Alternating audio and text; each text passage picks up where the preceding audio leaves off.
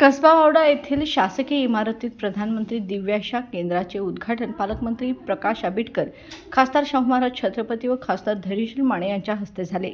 या केंद्रातून दिव्यांग आणि ज्येष्ठांना व्हीलचेअर, श्रवणयंत्र, कृत्रिम अवयव, बॅटरीवर चालणारी तिपहिया सायकल आदी साहित्य नियमित स्वरूपात वितरित केले जाणार आहे। कोल्हापूर हे राज्यातील 6वे केंद्र ठरले असून जिल्ह्यातील शेवटच्या घटकांपर्यंत योजना पोहोचवण्याचे निर्देश पालकमंत्री आंबेडकर यांनी दिले आहेत।